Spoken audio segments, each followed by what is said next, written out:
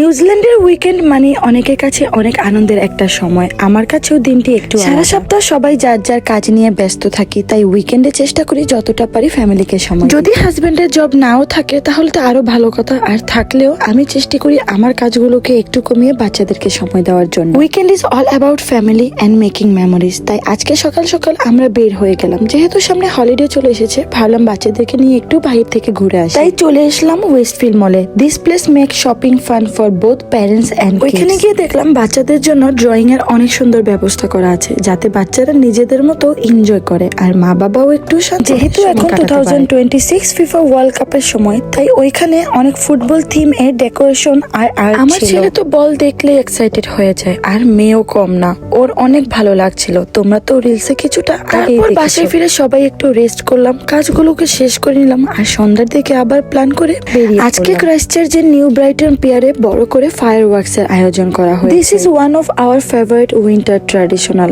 আমরা প্রতি বছরই চেষ্টা করি এই সময়গুলো উপভোগ করতে। চারদিক এমনিতেই উৎসবের কালকে ওয়েলকাম করার জন্য, আর সাথে মাতারিকি উৎসবের সময়টাও চলছিল। সবাই অনেক ফ্যামিলি, অনেক বাচ্চা একদিকেই যায়, তাই এই দিনটিতে পার্কিং পাওয়া খুবই কষ্টদায়ক হয়ে যায় আমাদের। আমরা আমাদের গাড়িটি একটু দূরে গাড়ি পার্ক করে হেঁটে হাঁটা শুরু করলাম। প্রায় 10 মিনিটের মতো লেগে গিয়েছিল, কিন্তু এই হাঁটার মধ্যেও কিন্তু একটি আলাদা আনন্দ। সামনে cold weather and heavy face everywhere. যত সামনে যাচ্ছিলাম তত মানুষের ভিড় বাড়ছিল। কেউ কফি খাচ্ছে, কেউ বাচ্চাদের নিয়ে ছবি তুলছে, কেউ আবার শুধু দাঁড়িয়ে সমুদ্র দেখছে। তারপর যখন পিয়ারের সামনে পৌঁছালাম, ওয়াও, সত্যি রাতের বেলায় এই জায়গাটা আরো সুন্দর লাগে। The view was absolutely beautiful. যারা আমার ভিডিও দেখো তারা জানো আমি সামার টাইমেও এখানে এসেছি, কিন্তু আজকের ভাইবটি সত্যি সমুদ্রের বাতাস, ঠান্ডা হওয়া আর চারদিকে আলো, সব মিলিয়ে অনেক সুন্দর লাগছিল। তারপর শুরু হলো কাউন্ট। সবাই অপেক্ষা করছে। 7, 6, 5, 4, 3. So brother, right about now, about now, about now, about now.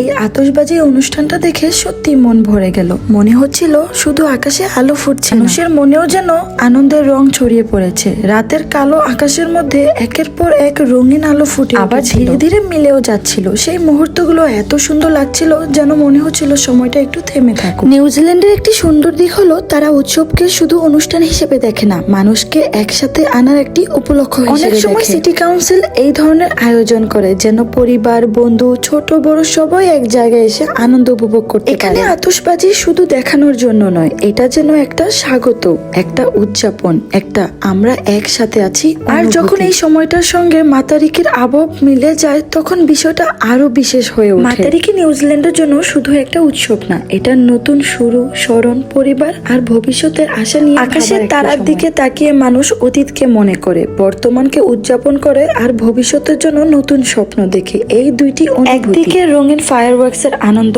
আর অন্যদিকে মাতারিকির গভীরতা একসাথে মিলিয়ে 2026 সালের এই আয়োজনটাকে সত্যি অসাধারণ করে তুলেছে। এই সবকিছু দেখে আমার আজকে কি মনে হলো জানো, জীবনে বড় সুখ সবসময় বড় কিছুতে না, কখনো কখনো সমুদ্রের পাড়ে দাঁড়িয়ে রাতের আকাশে কয়েক মুহূর্তের আলো ফুটতে ওঠা দেখেও মন ভরে যায়। আর সেই সুন্দর মুহূর্তগুলো অনেকদিন মনে। সমুদ্রের পাড়ে ফায়ারওয়ার্কস আয়োজন করার পেছনেও কিন্তু অনেক সুন্দর কারণ রয়েছে। এই যেমন ধরো খোলা আকাশ, বিস্তৃত দিগন্ত আর সমুদ্রের পানিতে আলোর প্রতিফলন, সবকিছু মিলিয়ে ফায়ারওয়ার্কস এর সৌন্দর্য যেন দ্বিগুণ বেড়ে যায়। যখন রঙিন আলো আকাশে ছড়িয়ে পড়ে, তখন তার প্রতিচ্ছবি সমুদ্রের জলে ঝলমল করে, তখন সেই দৃশ্য আরো আকর্ষণীয়। এই ধরনের আয়োজনে স্থানীয় মানুষের জন্য অনেক উপকার বয়ে আনে। পরিবার, বন্ধু এবং প্রতিবেশীরা একসাথে সময় কাটাতে পারে, ফলে সামাজিক বন্ধন আরো শক্তিশালী হয়। অনেক পর্যটকও এই অনুষ্ঠান দেখতে আসে, যা স্থানীয় ব্যবসা, দোকান, খাবারের স্টলগুলোর জন্য ভালো অর্থনৈতিক সুযোগ তৈরি করে। সত্যি কথা কথা বলতে এই ধরনের উৎসব মানুষের মনে যে কতটা জায়গা করে নিতে পারে সেটা সরাসরি না, এরা শুধু অনুষ্ঠান করে না, পুরো এক্সপেরিমেন্ট করে। পাশে লাইব্রেরি ছিল, ছোট ছোট ফুড স্টল ছিল, ক্যাফে ছিল, বাচ্চাদের জন্য প্লেগ্রাউন্ড ছিল। Everything was planned so beautifully. তোমাদের সাথে নিউজিল্যান্ডের এই গল্প করতে করতে পুরো ফায়ারওয়ার্কস এর যতটুকু পেরেছি আমি ভিডিও ক্লিপ করার চেষ্টা করেছি, যাতে আমি তোমাদের সাথে অনুষ্ঠান শেষে শুধু একটা কথাই চিন্তা করলাম, ওরা কিন্তু আমাদেরকে থ্যাঙ্কফুল হতে ভুললো না, আর যাদের জন্য আয়োজন তাদেরকেই থ্যাঙ্কফুল।